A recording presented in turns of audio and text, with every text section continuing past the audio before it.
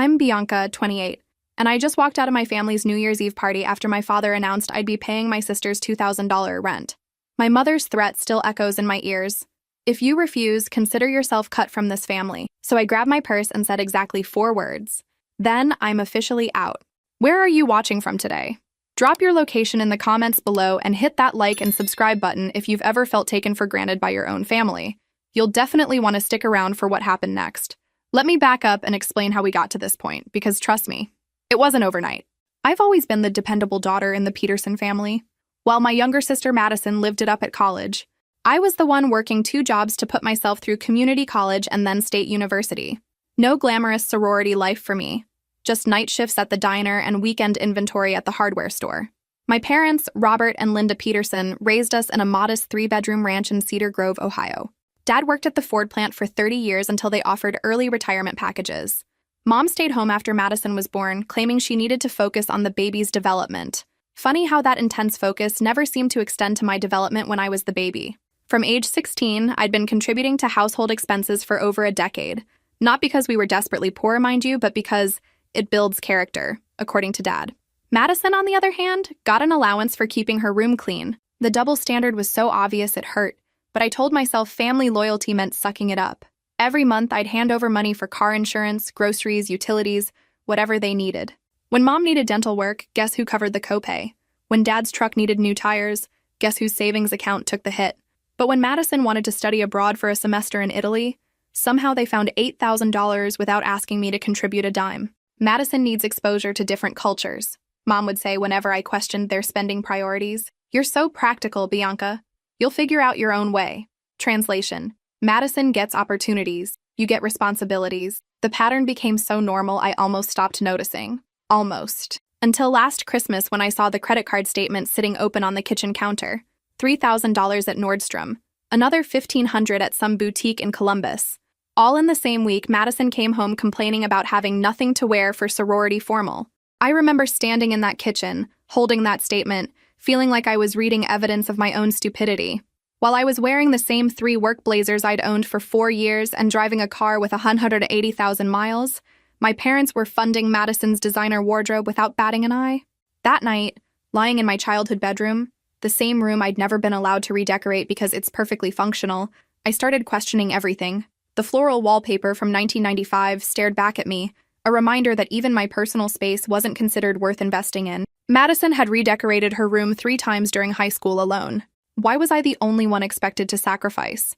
Why did my achievements get a pat on the head while Madison's mediocre grades earned celebration dinners? Why was my financial contribution treated as obligation while Madison's expenses were treated as family investment? I thought about my coworkers at the insurance office, how they talked about their families. Sarah's parents had helped her with a down payment on her house. Mike's family had pooled money to send him to a professional development conference. When was the last time my family had invested in my future instead of expecting me to invest in theirs? The answer was simple: never. But questioning your family dynamics and actually doing something about them are 2 completely different things. I was about to learn that lesson the hard way. Looking back now, I can see that Christmas was the beginning of my awakening, but it would take almost a full year and 1 devastating New Year's Eve ultimatum before I finally found the courage to walk away. The girl who lay in that outdated bedroom, making excuses for her family's treatment, had no idea that 12 months later she'd be standing in the snow outside their house, finally free from the prison of their expectations. But first, I had to understand just how deep their manipulation really went. The breaking point started building 6 months before that disastrous New Year's Eve. It was July, and I'd just gotten promoted to assistant manager at the insurance office where I work. Decent raise, better benefits, actual respect from my colleagues. Normal workplace appreciation that felt foreign after years of family dynamics. I decided to treat myself to dinner at Romano's, this little Italian place downtown. Nothing fancy, just me celebrating my own success since no one else would. I was scrolling through my phone, enjoying chicken parmesan and actually feeling good about my life, when Mom called. "Bianca, honey, we need to talk about the house payment." My fork paused halfway to my mouth. "What about it?" "Your father's hours got cut again, and Madison's summer expenses are higher than we expected." Madison's summer expenses. Let me paint you a picture of Madison's expenses. While I was working 45 hours a week, she was living in a beach house in South Carolina with 3 sorority sisters, posting Instagram photos of mimosa brunches and sunset yoga sessions. But somehow her lifestyle was my financial responsibility. Her Instagram feed was like a highlight reel of everything I couldn't afford. Designer swimsuits, expensive dinners at oceanfront restaurants, weekend trips to Charleston for girls' adventures. Each post included hashtags like blessed and living my best life while I was calculating whether I could afford to replace my worn-out work shoes.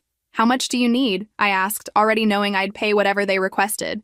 That's what good daughters do, right? "Just $1,500 to catch up. We'll pay you back next month when Dad's overtime kicks in." Dad's overtime. The mythical extra income that never seemed to materialize when bills came due but always existed as future possibility when they needed my money. I'd been hearing about pending overtime for 3 years, yet somehow Madison's expenses kept growing while Dad's paycheck stayed the same. I transferred the money that night, $1,500 from my savings account, the same account I was slowly building for a potential house down payment. Each transfer felt like watching my future disappear into Madison's present lifestyle. 3 months later, Dad's overtime still hadn't materialized, but Madison's fall wardrobe had. Apparently, senior year required an entirely new aesthetic. Who was I to question the sacred rituals of sorority fashion? Her closet became a museum of trends I couldn't afford, funded by money I earned while wearing the same rotation of discount store clothing. September brought Madison's 22nd birthday. I suggested a nice dinner at home, maybe a homemade cake like we'd always done for family birthdays.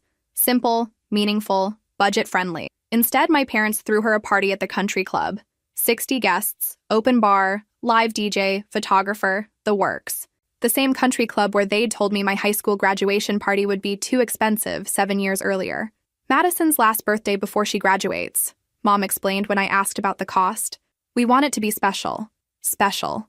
That word stung because my 22nd birthday had been dinner at Applebee's with a gift card to Target. But Madison's required a venue that probably cost more than I'd made in 3 months. The worst part? They asked me to contribute $500 toward the party expenses. Because family pulls together for important events. I wrote the check without protest, smiled during the toasts, and pretended my heart wasn't breaking just a little bit more. At the party, I watched Madison blow out her candles surrounded by friends who probably didn't know I existed. Dad made a speech about his baby girl and how proud he was of her accomplishments. Mom cried actual tears of joy. Meanwhile, I sat at a table with distant relatives who kept asking what my plans were, as if my steady job and responsible lifestyle weren't plan enough. The photographer captured every moment of Madison's joy, every proud expression on my parents' faces, every detail of the elaborate celebration. When I asked if I could get copies of the photos, I was told they'd cost extra, and maybe I could find someone else's pictures on social media. That night, driving home alone while Madison headed to the after-party, I finally admitted something I'd been avoiding for years. My family saw me as an ATM with legs, reliable, convenient, always there when needed, but never the main event. The realization should have empowered me to set boundaries. Should have. But 28 years of conditioning don't disappear overnight. I kept paying, kept sacrificing, kept telling myself this was temporary. Madison would graduate, get a job, and start supporting herself. I started keeping a notebook, tracking every dollar I gave to my parents and every luxury Madison received. The numbers were staggering. In 1 year alone, I'd contributed over $8,000 to household expenses, while Madison received gifts and experiences worth easily twice that amount, $8,000. Enough for a decent used car, a semester of graduate school, or a solid emergency fund. Instead, it had vanished into the Peterson family budget, subsidizing a lifestyle I wasn't allowed to enjoy. Surely my parents wouldn't expect me to bankroll her forever. I was about to discover just how wrong that assumption was. Have you ever experienced favoritism in your own family? Let me know in the comments how you handled it. October brought the rude awakening I should have seen coming. I was at Mom's house helping her reorganize the basement when I found the paperwork that changed everything. Not intentionally snooping, just moving boxes, and there it was, sitting right on Dad's workbench like it meant nothing. A receipt for a brand new Honda Civic. Purchase date, Madison's birthday. Purchase price, $24,000. Purchased by Robert and Linda Peterson. My hands actually shook holding that paper. $24,000. While I was contributing to household expenses and Madison's party costs, they'd bought her a car worth more than I'd make in 8 months. A car I knew nothing about. The receipt was pristine, obviously kept for warranty purposes, but seeing it felt like discovering evidence of my own irrelevance. While I'd been driving my 2015 Corolla with its suspicious transmission noise and cracked windshield, they'd quietly purchased Madison a brand new vehicle. "Mom!" I called upstairs, trying to keep my voice steady. Can you come down here? She appeared at the top of the basement stairs, flour on her apron from making Madison's favorite cookies for her upcoming visit. What is it, honey? I held up the receipt. When were you planning to mention Madison's new car? Mom's face went through several expressions. Surprise, guilt, then that familiar defensive look she got when caught being unfair. Oh, that. We wanted it to be an early graduation gift surprise. Her graduation gift. I repeated the words slowly, processing. An early celebration since graduation is still 6 months away. She needed reliable transportation for her internship applications. Madison's internship applications. Let me tell you about those essential internship applications. She'd applied to exactly 3 positions, all of them unpaid, all of them in cities with expensive housing markets where she'd need additional financial support. But somehow, reliable transportation was the priority. Not, say, helping me replace the transmission in my 2015 Corolla that had been making concerning noises for months. The internships themselves were typical Madison, glamorous titles with minimal responsibility. Social media coordinator for a boutique marketing firm, event planning assistant for a luxury wedding company, brand ambassador for a startup that sold overpriced smoothie bowls. Nothing that would actually build practical skills or lead to sustainable employment.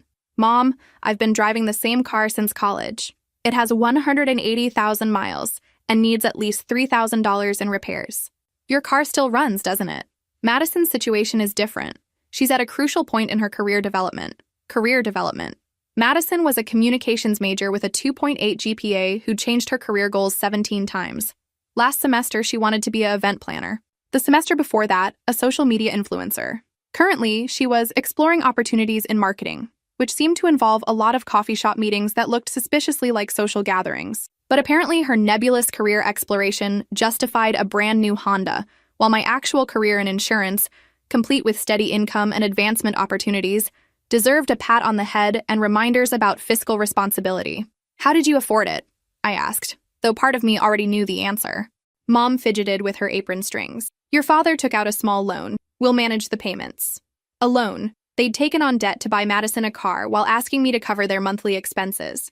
The logic was so twisted I couldn't immediately process it. Why take on car payments when you can't afford your current bills?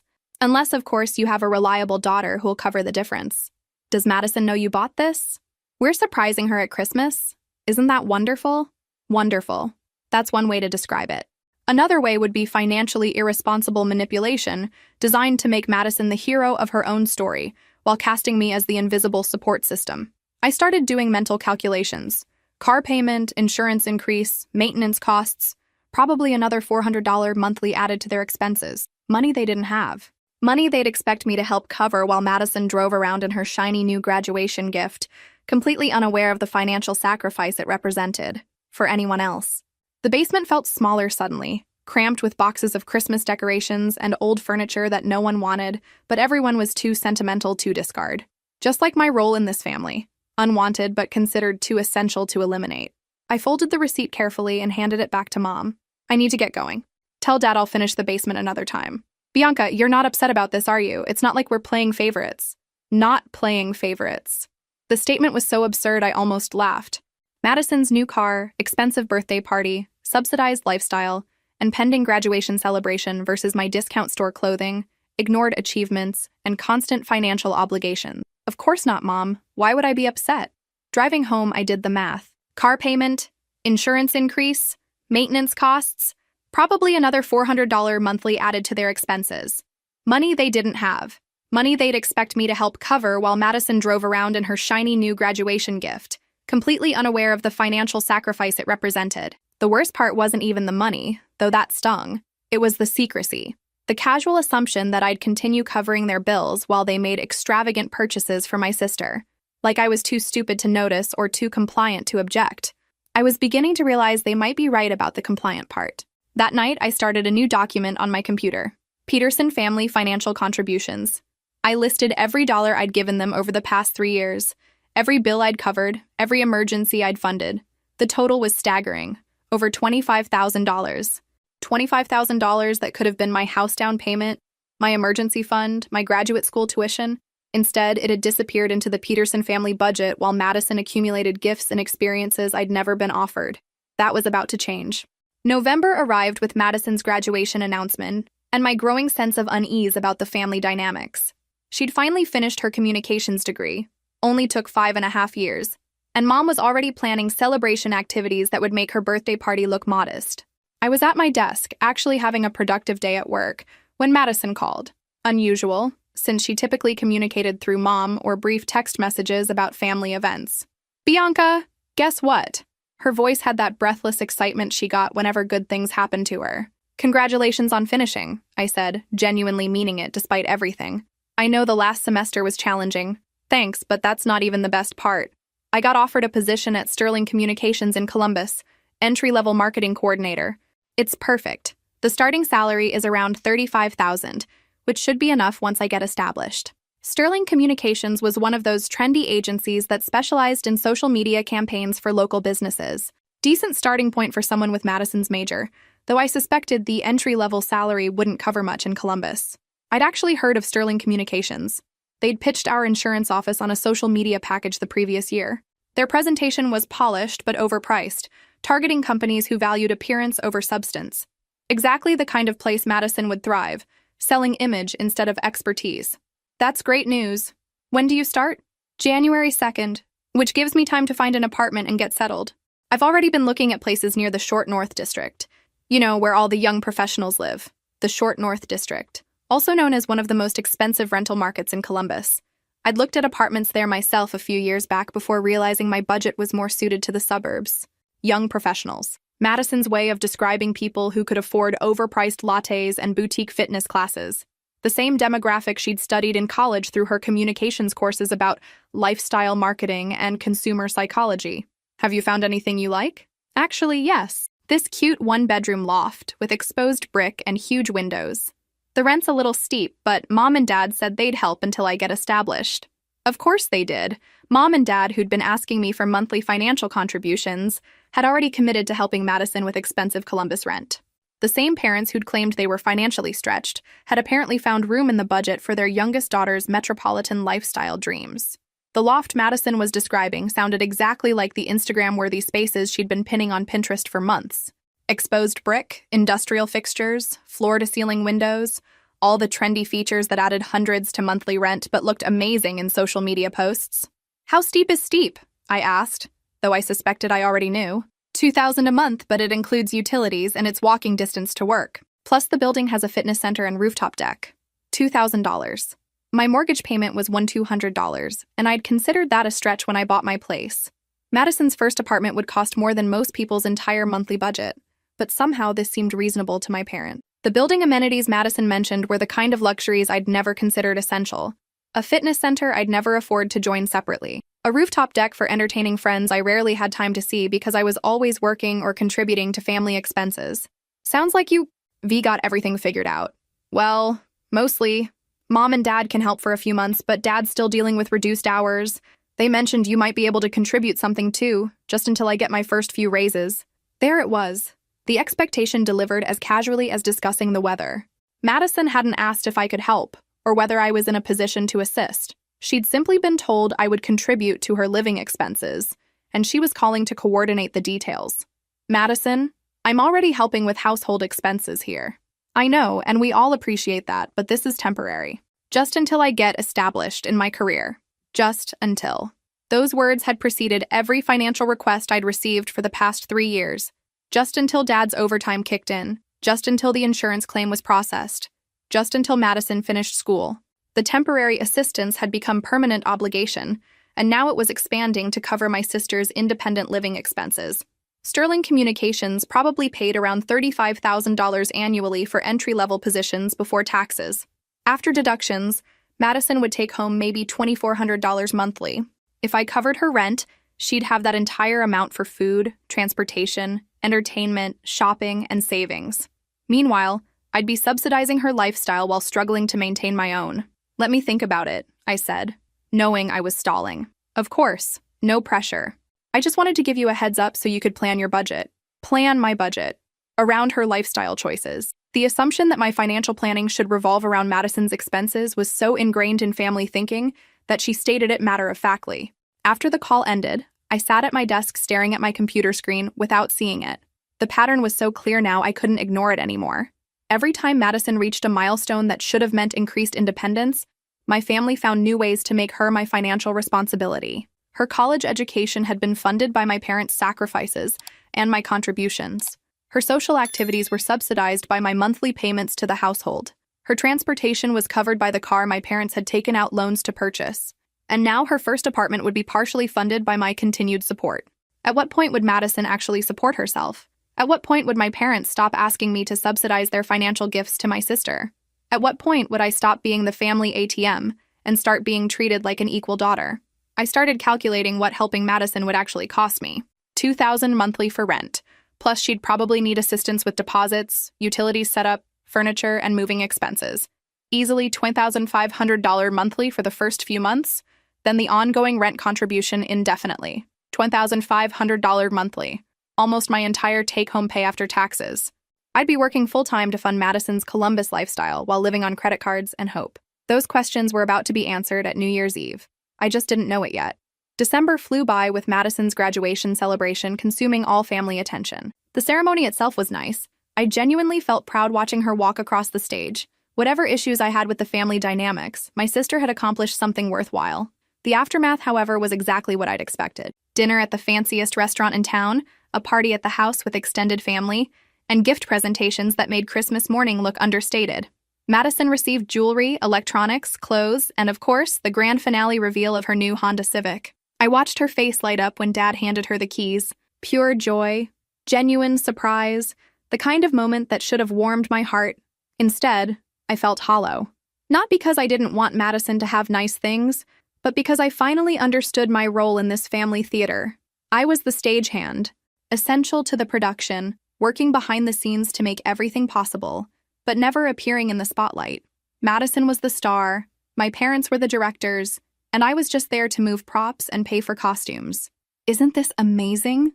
Mom whispered to me as Madison posed for photos with her new car. "She deserves this after all her hard work." Her hard work. I bit my tongue instead of pointing out that I'd worked 2 jobs through college while Madison's biggest challenge had been choosing between sorority rush events. But family harmony mattered more than accuracy, right? The graduation party featured a slideshow of Madison's college memories, sorority formals, spring break trips, study abroad adventures in Italy, summer internships that looked more like extended vacations. Each photo represented experiences I'd never had, opportunities I'd never been offered, memories I'd helped fund but never shared. Extended family members gushed over Madison's achievements and bright future. Aunt Carol mentioned how proud they all were of Madison's academic success and career prospects. Uncle Jim talked about the importance of families supporting young people's dreams. Nobody mentioned that some dreams are more supported than others. The next week, Madison started apartment hunting in earnest. She'd drive down to Columbus in her new car, touring places that cost more than my monthly take-home pay. Each evening, she'd call with updates about granite countertops, stainless steel appliances, and amenities I'd never considered necessary. "I found the perfect place," she announced during one of these calls. "It's in this converted warehouse building with original hardwood floors and the most gorgeous exposed beam ceilings. The rent's $2,100, but it has in-unit laundry and covered parking. $2,100. Her budget had somehow increased by another $100 during the search process. But when you're not paying your own bills, what's an extra $100 here and there? The apartment Madison described was exactly the kind of space featured in lifestyle magazines. Industrial chic with modern amenities, the type of place young professionals posted on Instagram to showcase their success. The same Instagram aesthetic she'd been cultivating throughout college. "When do you move in?" "January 15th. Which reminds me, Mom wanted me to ask about the timing for your contribution. She said something about setting up automatic transfers to make everything easier." Automatic transfers. They'd already discussed the mechanics of my financial support without consulting me. My bank account was apparently being incorporated into Madison's budget planning without my explicit agreement. "I haven't actually agreed to contribute yet." A pause. "Oh, Mom said you were on board. She mentioned you'd probably cover around $500 a month until I get settled." $500 a month. Added to the household expenses I was already covering, plus my own mortgage, car payment, and living costs. My parents had committed me to an additional $6,000 annually without asking whether I could afford it or wanted to provide it. But 500 wasn't the real number, and we both knew it.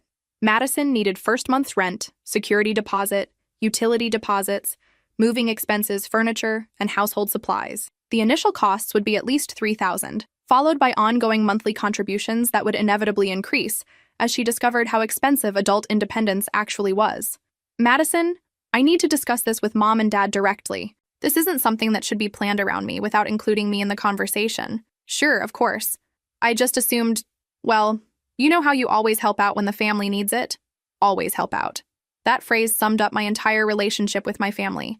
I was the reliable solution to everyone else's problems, the backup plan that never failed, the safety net that never needed maintenance. Christmas Day was torture.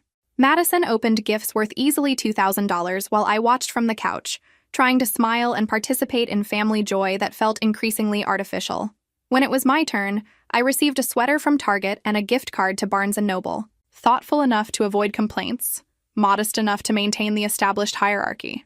The gifts Madison received weren't just expensive. They were carefully chosen to enhance her new Columbus lifestyle. Professional wardrobe pieces, electronics for her apartment, expensive skincare products, jewelry that complemented her young professional image. Everything designed to help her succeed in her new role, while I received items that suggested my life was perfectly fine as is. Later that afternoon, while Madison napped off her celebration exhaustion, I helped Mom clean up the kitchen. The perfect opportunity for the conversation I'd been avoiding. Mom, about Madison's rent situation. Oh, good. I was hoping we could nail down the details. I thought automatic transfer would be easiest for everyone. I haven't agreed to anything yet. Mom paused in her dish drying, giving me a look of genuine confusion. Bianca, honey, this is family. Madison's just starting out. She needs support. I needed support when I was starting out too. I got student loans and 2 jobs. That was different. Madison's situation is more complex. More complex. Madison's situation was exactly the same as mine had been, except she had family members willing to subsidize her choices, while I'd been expected to fund my own independence. How is it different? The job market is more competitive now. Young people need help establishing themselves. The job market had been competitive when I graduated too, but somehow I'd been expected to navigate it alone. Now Madison deserved financial cushioning because... Why? Because she was prettier? Because she'd chosen a more creative major? Because my parents had decided she needed protection while I needed character building? I'll think about it, I said, using the same stalling tactic I'd employed with Madison. Mom's expression shifted slightly, the first hint that my compliance might not be guaranteed. Bianca, this isn't really optional. Family supports family. Family supports family, unless you're the family member doing all the supporting. The next week passed in a blur of Madison's apartment preparations, and my growing dread about the New Year's Eve confrontation I could feel approaching. Because that's what it would be. A confrontation disguised as a family discussion, where my refusal to fund my sister's lifestyle would be painted as selfishness. December 31st arrived with snow falling and my stomach in knots. Time to find out whether I had the courage to finally say no. New Year's Eve at the Peterson house was always a small affair. Just immediate family, champagne at midnight, and optimistic talk about fresh starts and new possibilities. This year felt different from the moment I walked in the door. Madison was practically glowing, excited about her new job and apartment. She'd already bought decorations for her place, planned a housewarming party, and created Pinterest boards for her future lifestyle, the life that was partially dependent on my financial contributions. The house was decorated with the same New Year's Eve supplies we'd used for years: silver streamers, gold balloons, and those cheap party hats that never stayed on properly. Everything looked festive and familiar, but underneath the celebration, I could feel the tension building toward the conversation I knew was coming. Dad opened champagne early, around 9 o'clock, citing his advancing age and need for reasonable bedtimes. We sat in the living room with our glasses, the Christmas tree still twinkling in the corner, everything looking picture-perfect for family celebration. "I want to make a toast," Dad announced, standing with his champagne flute raised. "To new beginnings, new opportunities, and family supporting family through life's transitions." We raised our glasses dutifully. Mom beamed at Madison, who was practically bouncing with excitement about her upcoming independence. I took a sip of champagne and waited for the real conversation to begin. "Speaking of transitions," Dad continued, his tone shifting to business mode, "we need to discuss Madison's living situation in Columbus." Here it came, the moment I'd been dreading and anticipating for weeks. The family meeting disguised as a toast, the financial planning presented as inevitable rather than optional. "Bianca, starting February 1st, you'll need to contribute $2,000 monthly toward Madison's rent. She's overwhelmed with starting a new job and deserves family support during this challenging time." $2,000. Not the $500 Madison had mentioned. Not partial assistance. The entire rent payment. My parents expected me to pay for my sister's apartment while she kept her full salary for personal expenses. The number hit me like a physical blow. $2,000 was more than half my monthly take-home pay. Added to the household expenses I was already covering for my parents, it would leave me with barely enough to cover my own mortgage and basic living costs. I looked at Madison, expecting surprise or protest at this inflated amount. Instead, I saw a satisfied smile playing at the corners of her mouth. She'd known. This had been planned, discussed, agreed upon without my input.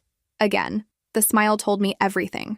Madison wasn't just passively accepting help. She'd actively participated in planning how much of my income would be redirected to fund her lifestyle. The sister I'd been supporting through college had been plotting with our parents to expand my financial obligations. "That's her entire rent," I said, my voice sounding strangely calm despite the storm building inside me.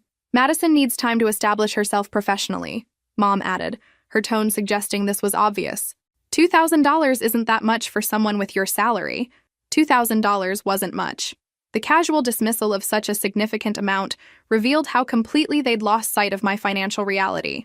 Or maybe they understood perfectly and simply didn't care because my sacrifice enabled Madison's comfort. I looked around the room at my family's expectant faces. Dad confident in his authority, the same expression he'd worn when assigning me chores as a child.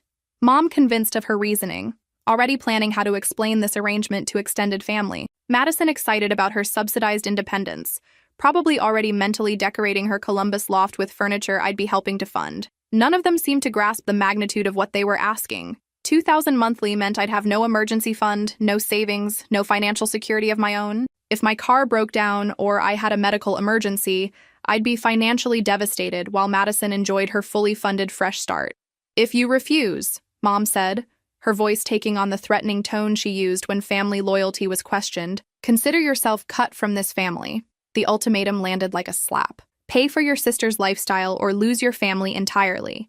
28 years of being the reliable daughter, the contributing member, the one who always said yes, and this was my reward. A threat of abandonment if I finally said no. The threat wasn't idle either. I could see it in their faces. The genuine belief that my refusal would be such a betrayal of family values that I'd deserve permanent exile. In their minds, my financial support wasn't generosity, but obligation, and my compliance wasn't appreciated but expected. I stood up slowly, setting my champagne glass on the coffee table with deliberate care. My hands were steady, my voice was steady. Everything about me was steady except my heart, which was breaking just a little bit. "Then I'm officially out." The words came out clearly, without the tremor I'd expected. After months of internal conflict and growing resentment, the decision felt surprisingly simple. They'd given me a choice: fund Madison's lifestyle or lose my family. I was choosing my financial future over their manipulation. I grabbed my purse from the hall table and walked toward the front door. Behind me, I could hear Madison starting to cry, and Mom's voice shifting into comfort mode. "Calm down, sweetie," Mom was saying. "She'll change her mind. She always does." I paused with my hand on the doorknob. She'll change her mind. She always does. That's what they thought of me. Not a person with boundaries or self-respect, but a reliable resource that might occasionally malfunction but would always return to proper functioning. The statement revealed everything. They'd made this ultimatum confident that I'd cave under pressure, apologize for my selfishness, and agree to whatever terms they set. Because that's what I'd always done before. Complained quietly, then complied completely. I opened the door and stepped into the snowy night, closing it firmly behind me. For the first time in my adult life, I'd said no to my family. The cold air hit my face as I walked to my car, snow crunching under my feet. Behind me, the warm glow of the house windows looked inviting, but I didn't turn around. Inside, my family was probably already planning how to guilt me into changing my mind. They didn't understand yet that something fundamental had shifted. The reliable daughter who'd funded their lifestyle choices for years had finally reached her breaking point. Tomorrow would bring consequences they'd never imagined possible. The real question was whether I had the strength to keep saying no when they realized I was serious. What do you think will happen next? Drop your predictions in the comments below.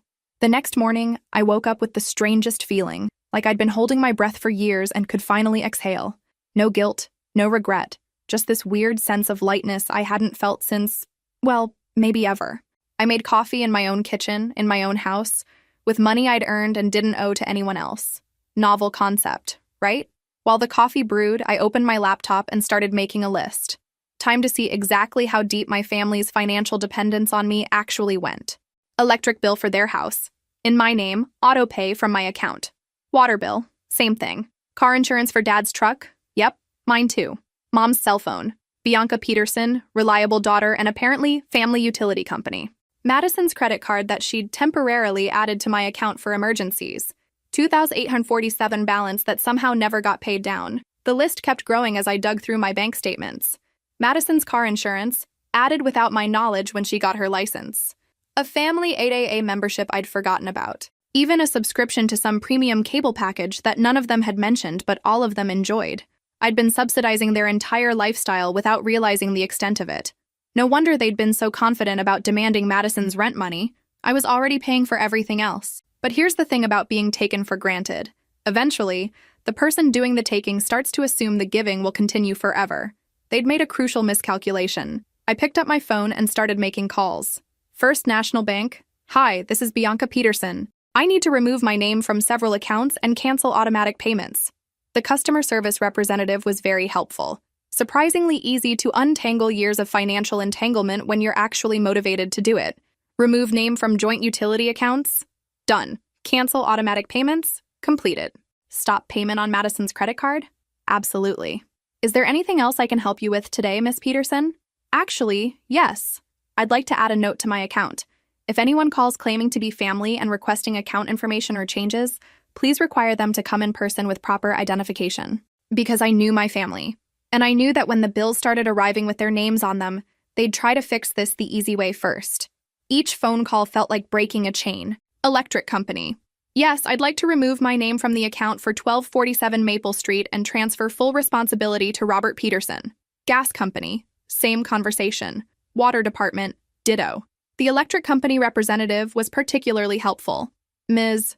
Peterson, I see you've been the responsible party on this account for, wow, almost 4 years. Are you moving?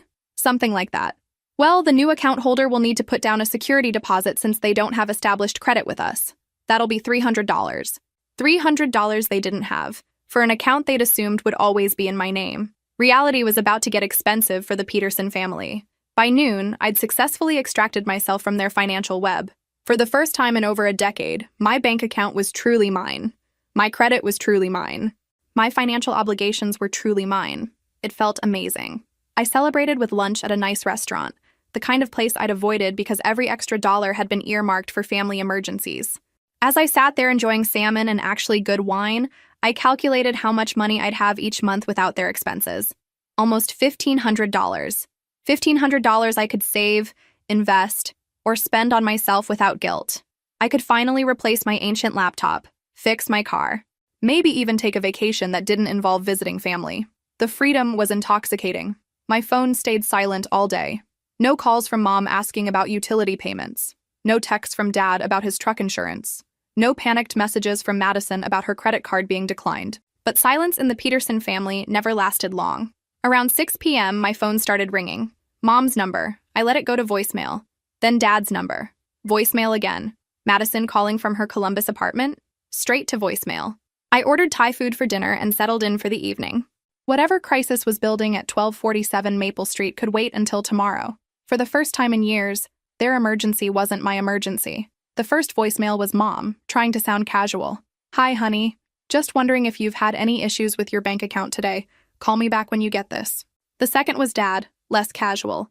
Bianca, we need to talk about some account problems. Call me tonight. The third was Madison, panicked. Bianca, something's wrong with my credit card and Mom said you might know what happened.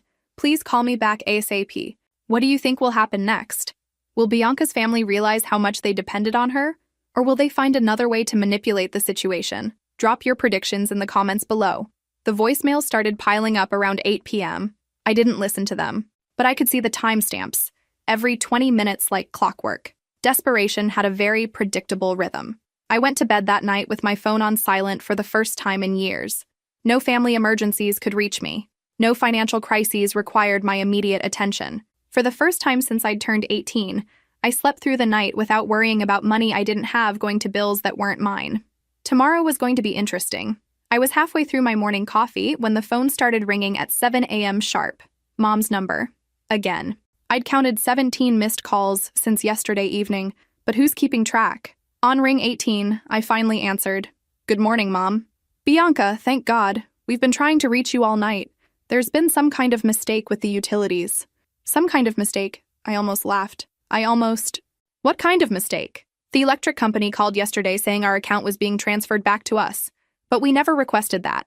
And then the gas company called with the same story. Your father thinks there might be identity theft involved. Identity theft. Creative, but not quite accurate. More like identity liberation. That's strange, I said, taking a sip of coffee. Did you call the companies to sort it out? Of course we did, but they're saying you requested the transfers, which makes no sense, because why would you do that? The genuine confusion in her voice was almost endearing. After over a decade of taking my financial support for granted, the possibility that I might voluntarily remove myself from their accounts literally hadn't occurred to them. Maybe you should ask them what documentation they need to set up the accounts in your name. Bianca, we can't afford all these bills right now. You know your father's situation with work, and Madison just started her job. This couldn't come at a worse time. This couldn't come at a worse time. As if there would ever be a good time for them to pay their own expenses. There would always be some crisis, some transition, some reason why I needed to keep covering their bills. I'm sure you'll figure it out. What do you mean you're sure we'll figure it out? These are our utilities. We need electricity and heat. Then I guess you'll need to pay for electricity and heat. Silence. Long, stunned silence. Bianca, what's gotten into you? This isn't like you at all. This isn't like me. The woman who'd been paying their bills for years, who'd contributed to every family crisis, who'd never said no to any financial request. This sudden boundary setting was completely out of character. She was right. It wasn't like me. The old me would have already apologized and offered to call the utility companies to fix everything. The old me would have felt guilty for causing them stress. But the old me had been broke and exhausted and taken for granted. Mom, I need to get ready for work. You should call the utility companies and arrange payment plans. Bianca Peterson, don't you dare hang up this phone. I hung up. 2 minutes later, Dad called. I let it ring. Madison called from her Columbus apartment. Voicemail. Mom called back. Voicemail. Around 10 a.m., while I was actually getting some productive work done at the office, my phone rang again. Unknown number. I almost didn't answer, but curiosity won. Miss Peterson, this is Janet from First National Bank. We've had several people call this morning claiming to be family members, requesting information about your account. Per your instructions, we've declined to provide any information and advised them to contact you directly. Thank you, Janet. That's exactly what I wanted. However, I wanted to let you know that your parents, Mr. and Mrs. Robert Peterson, are here at the bank now requesting to speak with a manager about joint accounts. They seem quite upset. Of course they were at the bank. When phone calls failed, the Peterson family always escalated to in-person confrontation. Maximum drama potential. The accounts they're asking about were closed or transferred yesterday, correct? Yes, ma'am. Everything was handled according to your instructions. Then there's nothing for them to discuss with the manager. But I appreciate you calling. I hung up and immediately called my landlord. Mr. Davis? This is Bianca Peterson. I wanted to give you a heads up that some family members might contact you claiming there's an emergency with my lease or rental payments. Please don't provide them with any information and don't accept any payments from anyone other than me directly. Is everything all right, Bianca? Everything's fine. Just some family boundary issues I'm working through. After lunch, the call started again, this time with a different tone. Mom's voice on the voicemail was strained. Bianca, the bank won't talk to us. The insurance company won't talk to us. We can't figure out what's happening with the accounts. Please call us back so we can sort this out together. Together. As if this were a problem we needed to solve as a team, rather than a boundary I'd established to protect myself. But I could hear something new in her voice. For the first time, Mom sounded genuinely worried rather than just annoyed. Like maybe this wasn't going to be as easy to fix as she'd assumed. Good. It was about time they understood that my financial support wasn't automatically renewable. The consequences were just getting started.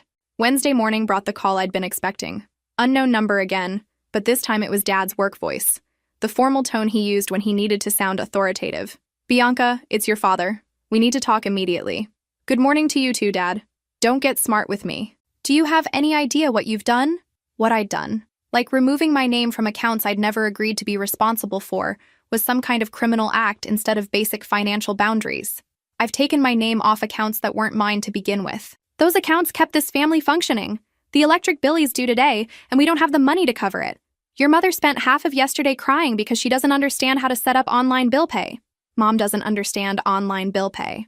The same woman who'd managed to coordinate Madison's entire college experience, plan elaborate celebrations, and research luxury apartment amenities somehow couldn't figure out how to pay her own bills. Funny how quickly learned helplessness disappeared when there wasn't another option. YouTube has great tutorials for that kind of thing. This isn't a joke, Bianca. Madison's credit card was declined yesterday when she tried to buy groceries. She called me in tears. Madison's credit card was declined because Madison's credit card had a $2,847 balance and I'd stopped making payments. Simple cause and effect. Maybe she should pay her credit card bill. With what money? She just started working. With the money she earns from working. Revolutionary concept. I could hear Dad breathing heavily through the phone, the way he used to when I was 16 and had dared to question his authority. You're being incredibly selfish right now. This family has always supported each other through difficult times. This family has always supported each other. Translation. I had always supported everyone else through their difficult times while navigating my own challenges alone. Name one time anyone in this family supported me through a difficult time. Silence. I'm waiting, Dad. One example of the family supporting me the way you're expecting me to support Madison. We raised you. We fed you and clothed you and put a roof over your head. That's called basic parenting. I'm talking about actual support, financial help, emotional encouragement, celebrating my achievements, anything. More silence. I could almost hear him scrambling for examples that didn't exist. What about when you graduated college?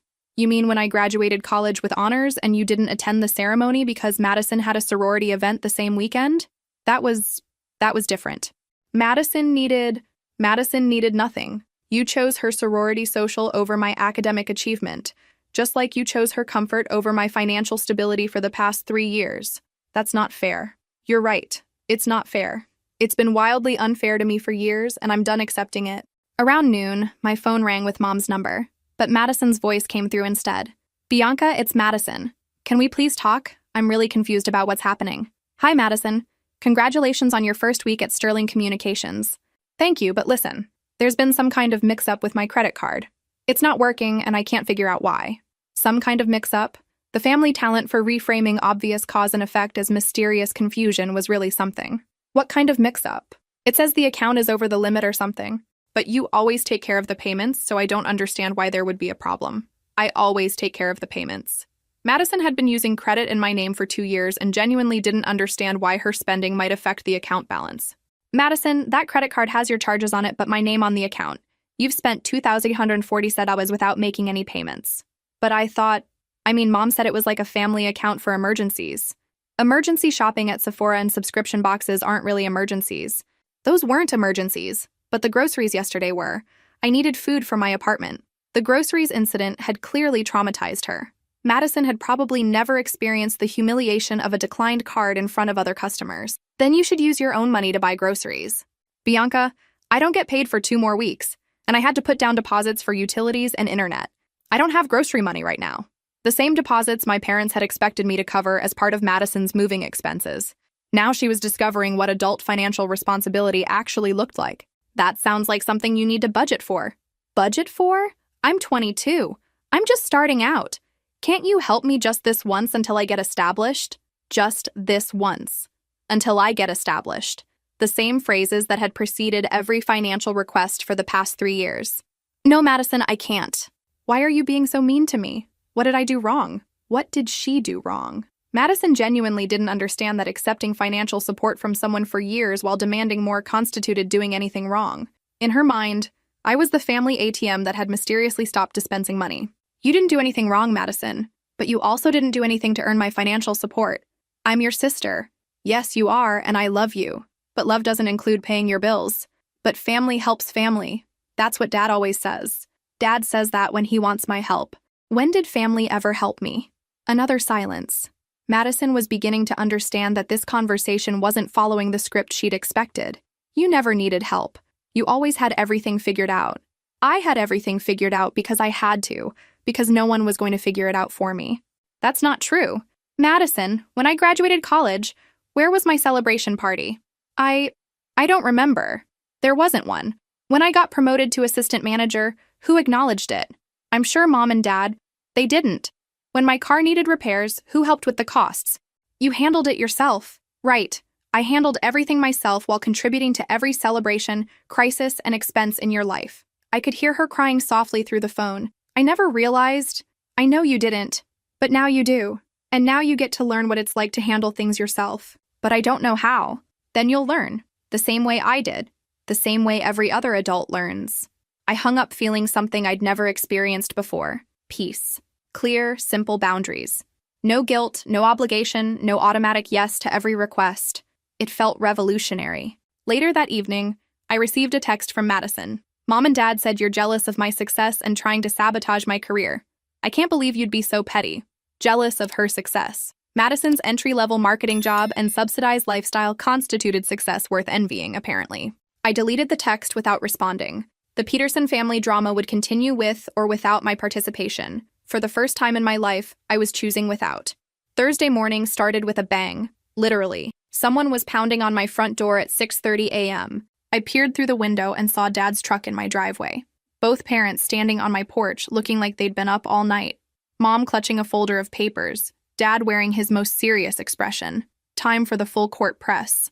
I opened the door but didn't invite them in. This is early, even for you two. We need to talk, Dad said, pushing past me into my living room. Mom followed, immediately settling onto my couch like she belonged there. Bianca, we're here because we love you and we're worried about you. We're worried about you. The classic manipulation opening. When demands didn't work, concern for my mental state was always the backup plan. I'm fine. You're the ones who look like you haven't slept. We haven't slept. Mom's voice was higher than usual, strained with genuine panic. The electric company wants $400 to reconnect service.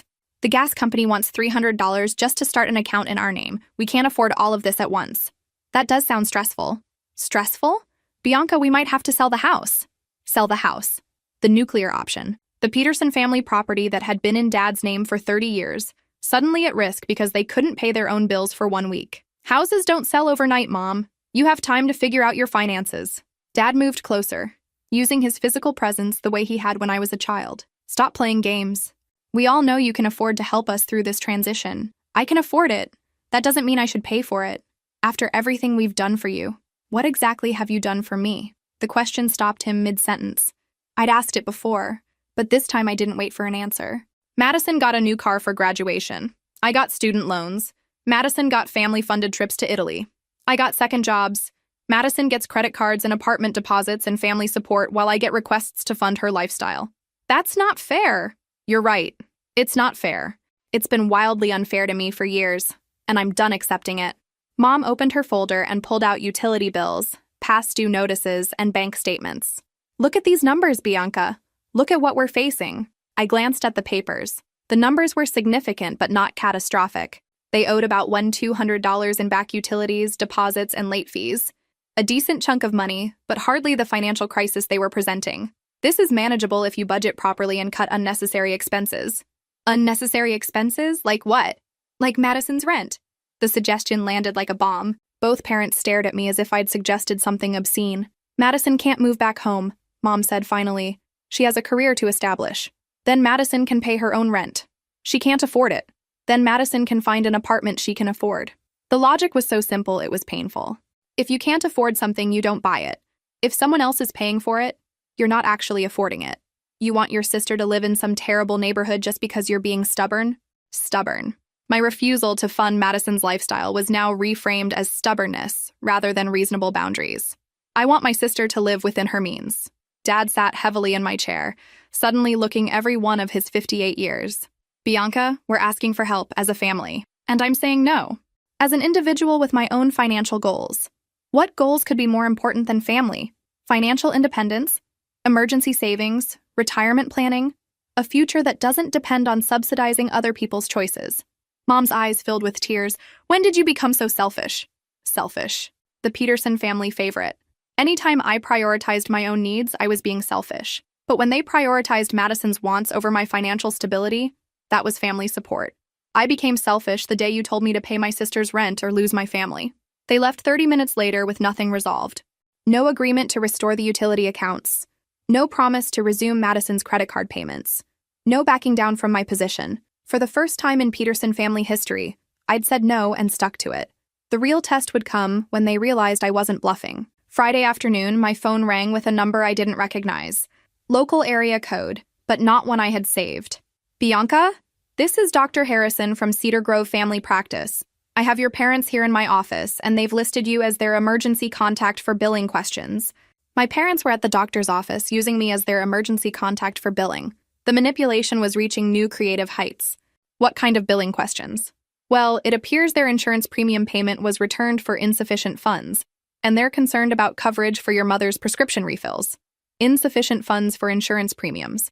I closed my eyes and did the math. Health insurance was probably $600 monthly for both of them, another expense that had likely been automated from my account without my explicit knowledge. Dr. Harrison, I'm not responsible for my parents' medical bills or insurance payments. They'll need to handle this directly with your billing department. Oh, they seem to think you manage their healthcare expenses. They were mistaken. After I hung up, I pulled up my bank statements from the past year and started searching for any charges I might have missed.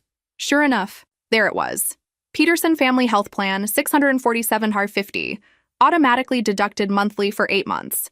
$647.50 times 8 months, $5,180. I'd been paying their health insurance for most of the year without realizing it. The automatic payment had been buried among my other bills, and I'd never questioned it because I trusted my family not to add expenses to my accounts without permission. That trust had been expensive. I called the insurance company and removed my payment method from their account. Their coverage would lapse at the end of the month unless they arranged alternative payment. An hour later, Mom called.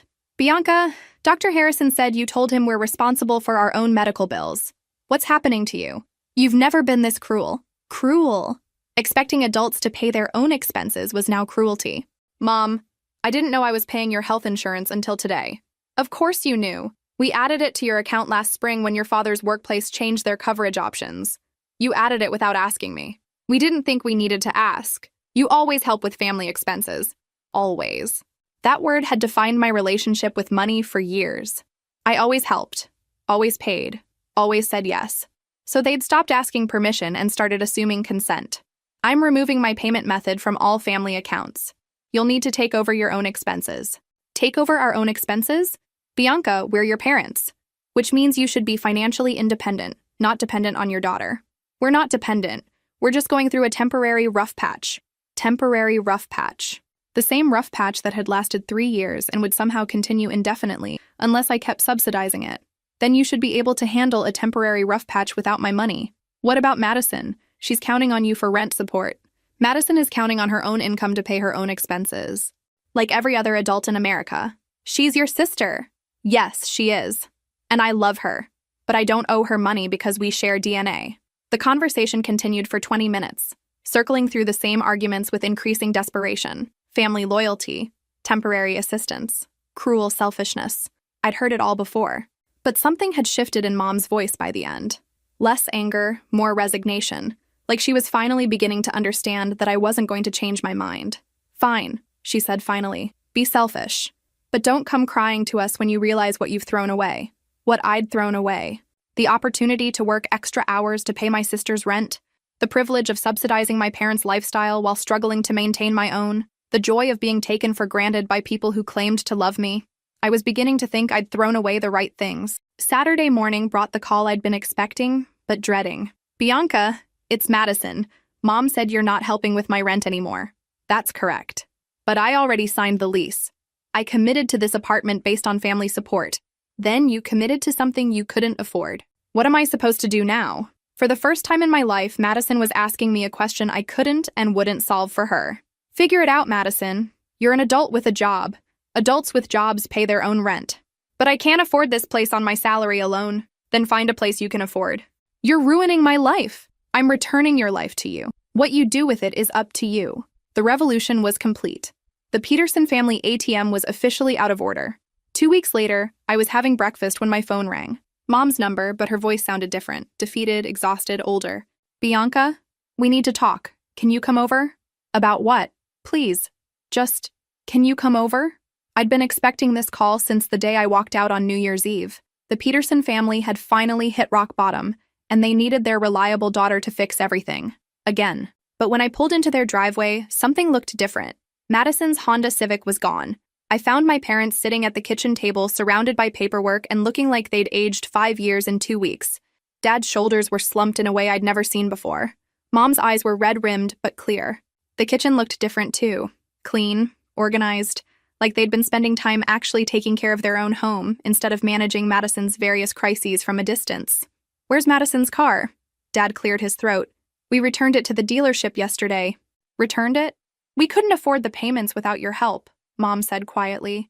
We realized we made a terrible mistake. made a terrible mistake. In Peterson family language, this was as close to an apology as I'd ever get.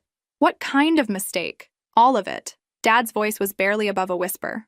The car, the apartment expectations, the way we've treated you for years, the way they'd treated me for years. This conversation was heading in a direction I hadn't expected.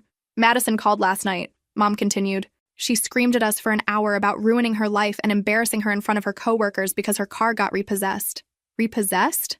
Not repossessed. Returned. But Madison told everyone it was repossessed because it sounded more dramatic. Dad rubbed his forehead. She said you were jealous and manipulative and that we should cut you out of the family permanently. Madison had called me jealous and manipulative. The sister who'd been driving a car I'd indirectly funded while living in an apartment I'd been expected to pay for had decided I was the problem. She said we'd ruined her reputation at work, Mom added, that her colleagues would think less of her if they knew her family couldn't afford to help her maintain her lifestyle. Madison was more concerned about her colleagues' opinions than her family's financial stability. Somehow this didn't surprise me. What did you tell her? We told her she was wrong, Mom said firmly. We told her that you'd been supporting this family for years while she'd been taking advantage of our generosity and your sacrifices. Your sacrifices. Mom had finally said it out loud. My financial contributions hadn't been family support. They'd been sacrifices that enabled other people's comfort. Madison didn't like that assessment. Madison hung up on us and said she never wanted to speak to any of us again until we apologized to her and bought her another car.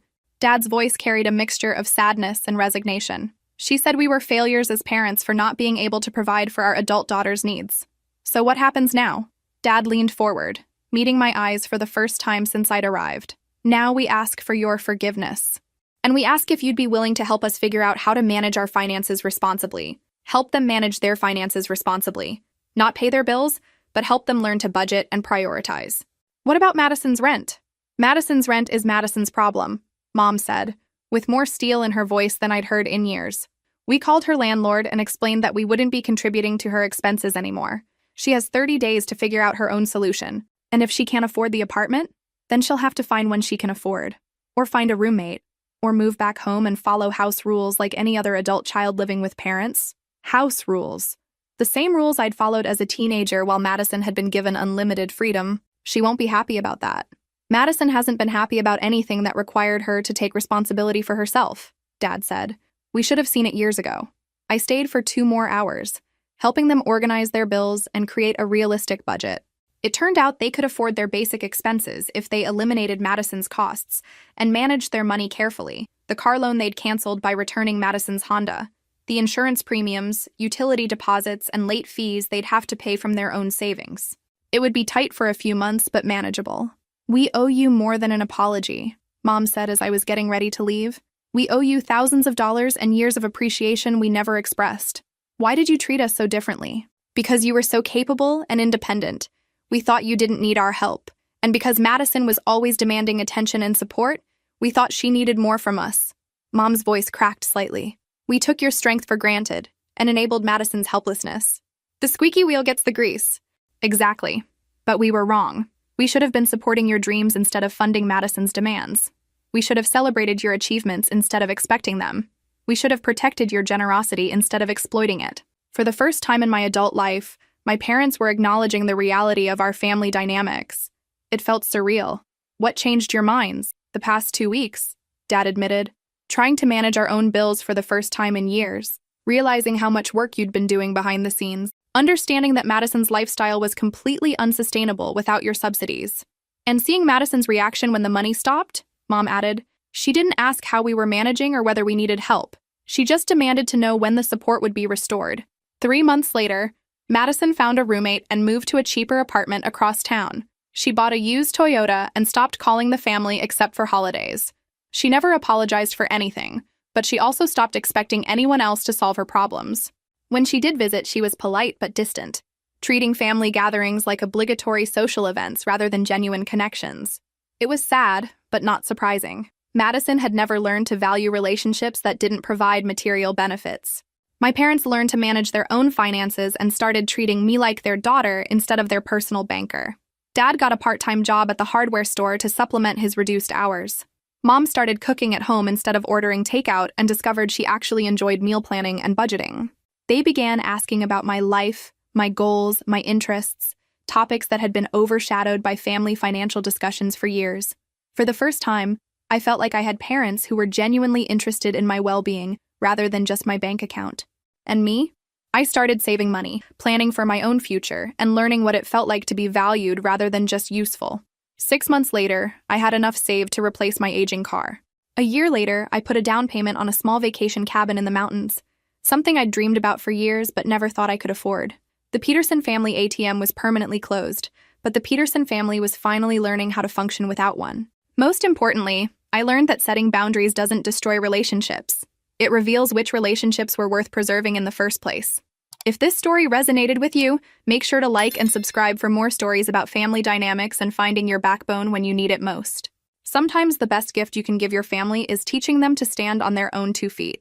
Have you ever had to set financial boundaries with family? Share your story in the comments below.